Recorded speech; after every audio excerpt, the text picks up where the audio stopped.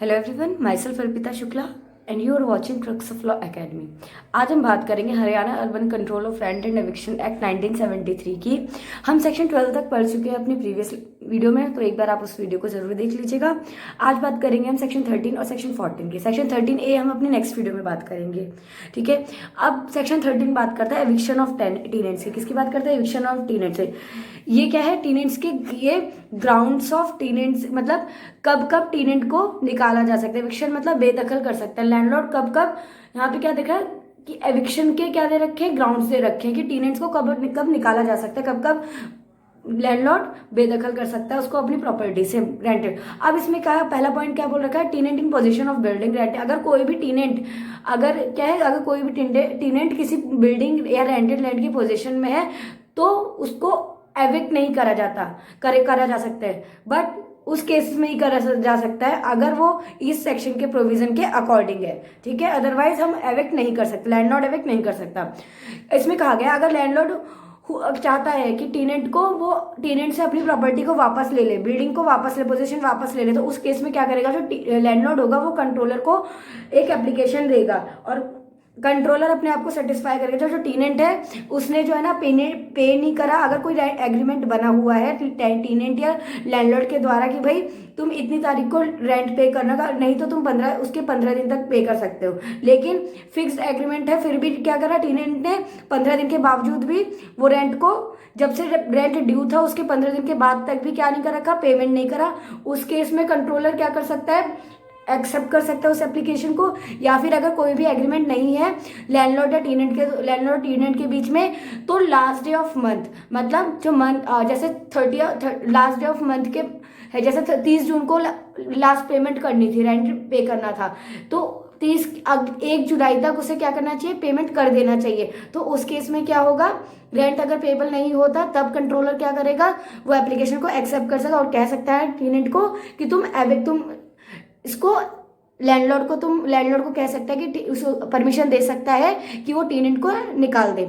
और इसमें प्रोविजन दे रखा है कि जो अगर टेनेंट जो है ना अपने फर्स्ट हियरिंग के पहले, क्या फर्स्ट हियरिंग के अंदर अगर वो 15 दिन के अंदर फर्स्ट हियरिंग जो एप्लीकेशन लगी है उसके 15 दिन के अंदर क्या कर सकता है? 8% पर एनम के साथ कोई इंटरेस्ट के साथ रेंट पे कर देता है, तो उस केस में ये माना जाएगा कि जो टेनेंट है उसने रेंट पे कर दिया है, ठीक है। क्या बोला जाएगा? अगर इसमें प्रोविजन क्या देगा? अगर टेनेंट जो है ना, इसमें क्या देखिए, पहले बात करी थी कि 15 दिन बाद कि मतलब जो कोई भी रेंट पे एग्रीमेंट में बना रखा था कि भाई इतने तारीख तक देना, उसकी 15 दिन के बाद तक भी तुम दे सकते हो, तो उस केस में नहीं होता तो क्या कर सकता है कि एविक्ट हो सकता है टेनेंट। बट अगर प्रोविजन में ये दे रखा है the tenant within a period of 15 days of the first hearing of application for rejectment. अगर कोई भी एप्लीकेशन रिजेक्टमेंट की बनी हुई है कि भाई टेनेंट को निकालना है और फर्स्ट हियरिंग के 15 दिन के अंदर क्या कर सकता है? 15 दिन का टाइम मिला टेनेंट को, अगर वो पे कर देता है रेंट को, या 8% पर एनम, उसके साथ रेंट के साथ साथ 8% पर एनम का इंटरेस्ट कैलकुलेट करके टेनेंट क्या करेगा? लैंडलॉर्ड को दे देता है, तो ये माना जाएगा कि टेनेंट ने रेंट को पे कर दिया है। अब दूसरे में कहा गया है सब सेक्शन 2 में जो टेनेंट होगा after the commencement of act 1949 act के बाद, अगर बिना किसी रिटर्न कंसेंट के लैंडलॉर्ड की बिना रिटर्न कंसेंट के जो टेनेंट होता है क्या करता है? जिस लैंडलॉर्ड ने प्रॉपर्टी रेंट पे दी रखी, बिल्डिंग दे रखी है टेनेंट को, और वो लैंडलॉर्ड की बिना कंसेंट, रिटर्न कंसेंट होनी चाहिए यहाँ पे, बिना रिटर्न कंसेंट के अपना राइट ट्रांसफर कर देता है लीज का, या सबलेट कर देता है इंटायर बिल्डिंग किसी और, या उस पूरी बिल्डिंग के किसी पोर्शन को किसी और पर्सन को, तो उस केस में क्या कर सकता है? जो लैंडलॉर्ड है की एप्लीकेशन लगा सकता है। और या फिर अगर जो लैंडलॉर्ड ने जिस पर्पस के लिए वो बिल्डिंग को क्या करा था, उस टेनेंट को दिया था रेंट के लिए, रेंट पे, तो उस पर्पस को छोड़ के टेनेंट क्या करता है? किसी और पर्पस के लिए वो प्रॉपर्टी को लीज पे ले लेता है, तो उस केस में भी एविक्ट हो सकती है। और जो टेनेंट है क्या करता है? जो बिल्डिंग की वैल्यू थी, बिल्डिंग को क्या कर देता है? डिस्ट्रक्ट कर देता है, जिससे या उसमें कुछ ऐसा कंस्ट्रक्शन कर देता है या कुछ ऐसा कर देता है उसकी, जिससे बिल्डिंग की क्या हो जाती है? वैल्यू कम हो जाती है, ठीक है। क्या हो जाती है? वैल्यू कम हो जाती है। हमने क्या, जो टेनेंट को ये ऐसा एक्ट कर देता है जिससे जो बिल्डिंग की वैल्यू होती है, यूटिलिटी क्या हो जाती है? कम हो जाती है। और या कब कर सकता है एविक्ट टेनेंट को लैंडलॉर्ड? जब वो, अगर टेनेंट ने कोई न्यूसेंस किया हो। और कब कर सकता है? अगर टेनेंट ने लैंडलॉर्ड ने टीनेंट के साथ एग्रीमेंट कर लिया और टीनेंट क्या करता है 4 महीने तक बिना किसी रीजनेबल कॉज के वो 4 महीने तक उस प्रॉपर्टी उस बिल्डिंग में रहता ही नहीं है बिना किसी रीजन से। तो उस केस में जो लैंडलॉर्ड होता है वो कह सकता है कंट्रोलर से कि भाई मुझे अपनी पोजीशन वापस चाहिए, लेकिन हिल स्टेशंस को छोड़ के। एक्सेप्शन है ये। एक्सेप्शन में एक और क्या है, जो कंट्रोलर है वो टीनेंट को 3 महीने का अगर कोई रीजनेबल टाइम लैंडलॉर्ड ये बता देता है कि भाई मेरा कोई ये रीजनेबल कॉज है, इसकी वजह से मैं 4 महीने तक अपनी प्रॉपर्टी में पोजीशन नहीं ले पाया, मैं नहीं रह पाया, तो उस केस में क्या करेगा, जो कंट्रोलर होगा 3 महीने का टाइम देगा। 3 महीने से ज्यादा एक्सीड नहीं हो सकता, इसमें बोला है नॉट एक्सीडिंग 3 मंथ्स। 3 महीने तक का टाइम देगा कि भाई इतने तक तुम अपना पोजीशन ले लो। और क्या बोलेगा, जो लैंडलॉर्ड है अप्लाई कर सकता है कंट्रोलर को कि भाई आप ऑर्डर दीजिए कि भाई मुझे पोजीशन चाहिए अपनी बिल्डिंग का, टेनेंट से मुझे अपनी बिल्डिंग वापस लेनी है। तो किसके, अगर रेजिडेंशियल बिल्डिंग है तो उस केस में क्या होगा, जो लैंडलॉर्ड है अगर ये शो कर दे कि भाई मुझे अपने ऑक्यूपेशन के लिए चाहिए, मेरे पास और कोई बिल्डिंग नहीं है, उस केस में, या फिर जो लैंडलॉर्ड ये शो कर दे कि भाई मेरे सन कोई ऑफिस कंसल्टिंग रूम क्या कर सकता है, कोई भी ऑफिस खोल सकता है या कंसल्टिंग रूम खोल सकता है, या लॉयर है या क्वालिफाइड आर्किटेक्चर या चार्टेड अकाउंटेंट और रजिस्टर्ड प्रैक्टिशनर है पंजाब मेडिकल रजिस्ट्रेशन एक्ट के अंदर, या पंजाब आयुर्वेदिक एंड यूनानी प्रैक्टिशनर के अंदर, तो और या पंजाब होम्योपैथिक प्रैक्टिशनर एक्ट के अंदर वो क्या है, मैरिड है और वो क्या कर सकता है, वो अपना एक ऑफिस खोलना चाहता है उस केस में। लेकिन यहाँ पे प्रोविजो क्या बोलता है, तो जो सन है उसका कोई भी उस अर्बन एरिया पे कोई और ऑक्यूपेशन, कोई और बिल्डिंग पे उसका अपना, उसके पास कोई और बिल्डिंग नहीं होनी चाहिए, ठीक है। वो उसी सेम एरिया पे उसी क्या बोल देगा, उसी एरिया में उसके पास वो ऑक्यूपाई ना करे दूसरे अर्बन, उसी अर्बन एरिया में कोई और बिल्डिंग को ऑक्यूपाई ना कर रखा हो, ये इसका प्रोविजन कहता है। अब क्या कहता है, अगर कोई भी टेनेंट जो लैंडलॉर्ड के क्या है, लैंडलॉर्ड के लिए कोई काम करता है बट वो क्या करता है, अब सीज हो जाता है, भाई अब लैंडलॉर्ड के लिए काम नहीं करता, तो उस केस में जो लैंडलॉर्ड होता है कह सकता है कि भाई मुझे प्रॉपर्टी अपनी खाली करानी है। और अगर टेनेंट के पास कोई और अपना रेजिडेंशियल बिल्डिंग है, टेनेंट के पास कोई और अपना रहने का स्थान है, उस केस में भी क्या कर सकता है, टेनेंट बोल सकता है भाई कि मुझे अपना वापस चाहिए। अब देखिए इसमें क्या दे रखा था, एक सब सेक्शन 3 में वो मैंने बताया था आपको कि जो टेनेंट है वो क्या करता है, किसके लिए काम करता है, लैंडलॉर्ड के लिए। तो लेकिन इसमें एक प्रोविजन था, अगर लैंडलॉर्ड क्या करता है, टेनेंट को डिसमिस कर देता है। अगर वर्कमैन है, टेनेंट क्या है, वर्कमैन है, किसके अंदर काम कर रहा है, लैंडलॉर्ड के अंदर, और लैंडलॉर्ड क्या करता है, डिसमिस कर देता है, किसकी वजह, अपनी सर्विस से अपनी सर्विस से क्या कर देता है, डिसमिस कर देता है। क्यों, क्योंकि वो कॉन्ट्रावेंशन, कोई वो ऐसा काम करता है जो इंडस्ट्रियल डिस्प्यूट एक्ट के कॉन्ट्रावेन में है। तो उस केस में क्या होगा, जो अगर जब तक कि प्रूव ना हो जाए भाई किसी भी कॉम्पिटेंट अथॉरिटी के द्वारा कि वो जो टेनेंट है उसने कोई इंडस्ट्रियल डिस्प्यूट एक्ट के अंदर वो को क्या करा है, कॉन्ट्रावेन किया है, जब तक कि वो कंफर्म ना हो जाए तब तक वो क्या करे, तब तक एविक्शन का नोटिस नहीं मिल सकता टेनेंट को, जब तक वो उस प्रॉपर्टी में रहेगा टेनेंट।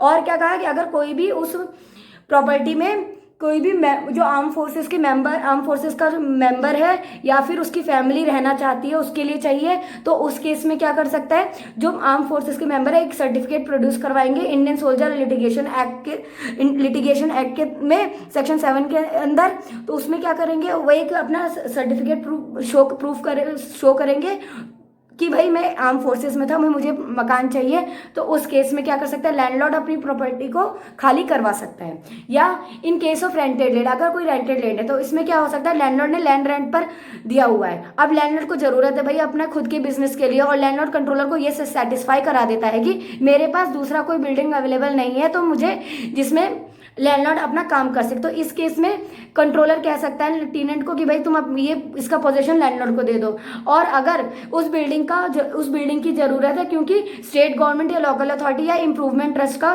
कोई निर्णय आया है कि किसी भी या फिर किसी डेवलपमेंट स्कीम के तहत कोई काम कराना है, तो लैंडलॉर्ड पोजीशन के लिए बोल सकता है कि भाई मुझे पोजीशन चाहिए, और ये वो बिल्डिंग क्या है, ह्यूमन रिहेबिलिटेशन के लिए या फिर सेफ नहीं है, उस केस में भी जो लैंडलॉर्ड होगा वो क्या कह सकता है कि भाई मुझे अपना क्या चाहिए, पोजीशन वापस चाहिए, लैंड का मुझे ठीक कराना है, मुझे उसमें काम कराना है। अब क्या बोलता है सेक्शन 13 का सब सेक्शन 3A क्या कहता है कि अगर कोई नॉन रेजिडेंशियल बिल्डिंग थे, अगर यूनियन या आर्म फोर्सेस का रिटायरमेंट मेंबर था या डिसीज लैंडलॉर्ड का माइनर सन था जब उसकी मृत्यु हुई है और उसे रिक्वायर है लैंड पर्सनल यूज के लिए, देन इन दैट केस जब मेजोरिटी में जाएगा वो पर्सन या मृत्यु जो जब मतलब लैंडलॉर्ड की मृत्यु हो जाएगी थी उसके 3 महीने के अंदर कंट्रोलर को लैंड की पोजीशन के लिए अप्लाई कर सकता है। कौन कर सकता है भाई? उसका जो क्या होगा, जो उसका सन होगा, माइनर सन था पहले, अब क्या हो गया, अब वो मेजर, जब तक वो मेरा मेजॉरिटी में आएगा उसके 3 महीने के अंदर कंट्रोलर को क्या कर सकता है, लैंडलॉर्ड को पोजीशन के लिए अप्लाई कर सकता है। प्रोविजन यहाँ पे बोल रखा है एक बिल्डिंग के लिए ये प्रोविजन लगाकर प्रॉपर्टी खाली करवा ली है तो इसकी प्रॉपर्टी में सेम प्रोविजन के तहत वे प्रॉपर्टी खाली नहीं करवा सकता कहीं किसी और प्रॉपर्टी को।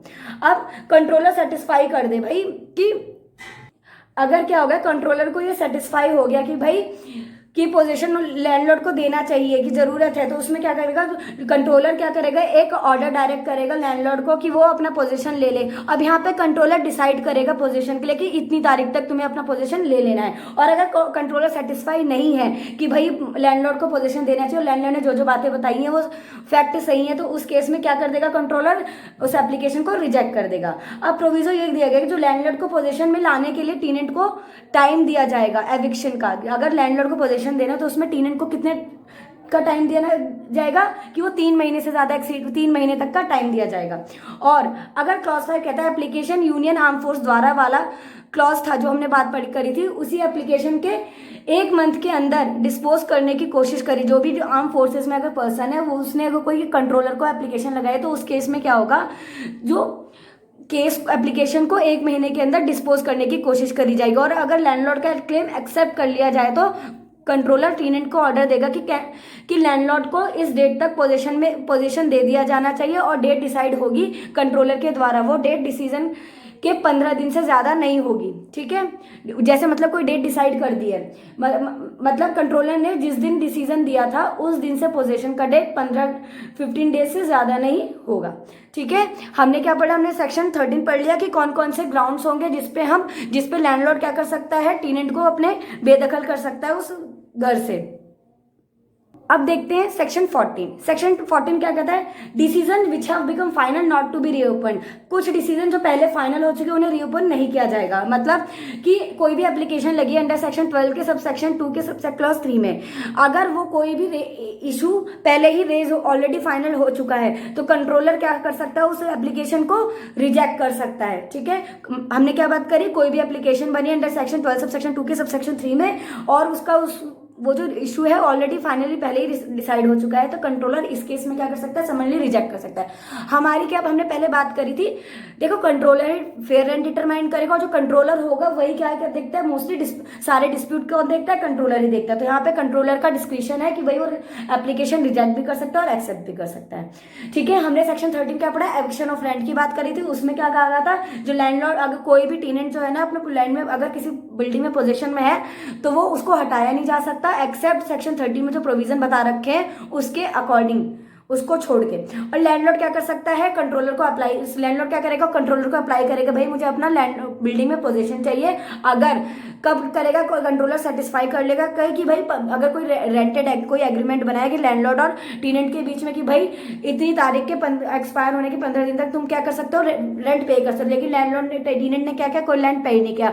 और अगर कोई एग्रीमेंट नहीं है तो कोई भी महीने की आखिरी डेट के अगले दिन क्या कर सकता है, पेमेंट कर सकती थी, लेकिन ऐसा नहीं किया टेनेंट ने। तो उस केस में भी क्या कर सकते हैं, जो कंट्रोलर कह सकता है टेनेंट को कि भाई पोजीशन दे दो लैंडलॉर्ड को। प्रोविजन क्या देखा, अगर कोई भी फर्स्ट हियरिंग हुई है एप्लीकेशन की इजेक्टमेंट के लिए तो उस केस में हियरिंग के 15 दिन के अंदर अगर टेनेंट क्या करता है, रेंट पे कर देता है और इंटरेस्ट पे कर देता है 8% पर एनम के साथ पे, तो उस केस में माना जाएगा टेनेंट ने क्या कर दिया, रेंट पे कर दिया है। और टेनेंट क्या करेगा, अगर कोई भी लैंडलॉर्ड की विदाउट कंसेंट अपने राइट को ट्रांसफर कर देता है लीज का और सबलेट कर देता है एंटायर बिल्डिंग को यानी किसी भी उस बिल्डिंग के पोर्शन को, तो उस केस में भी क्या कर सकते हैं, टेनेंट को बोल सकते हैं भाई खाली कर दो, क्योंकि रिटर्न कंसेंट नहीं थी लैंडलॉर्ड की, या फिर उसने लिया लीज के लिए था और लीज में किसी जो पर्पस था उसके लिए ना लेके किसी और चीज के लिए वो यूज कर रहा है उस बिल्डिंग को। और क्या अगर उसने बिल्डिंग की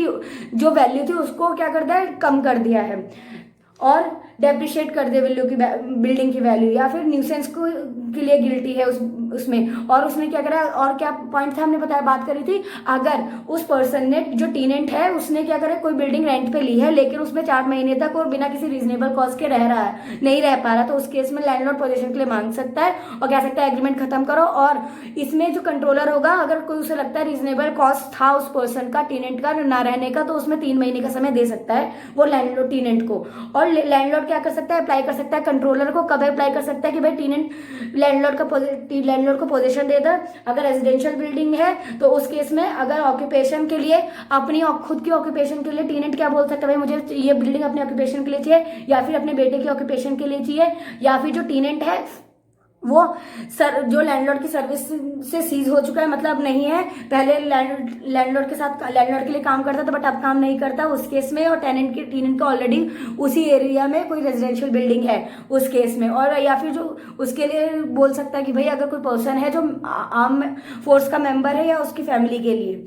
और अगर रेंटेड लैंड है तो उस केस में क्या होता है, लैंडलॉर्ड ने लैंड रेंट पर दिया हुआ है, अब लैंडलॉर्ड को जरूरत है अपने खुद के बिजनेस के लिए, तो और लैंडलॉर्ड कंट्रोलर को सेटिस्फाई करा देता है कि मेरे पास कोई बिल्डिंग अवेलेबल नहीं है उसमें जिसमें लैंडलॉर्ड अपना काम कर सके।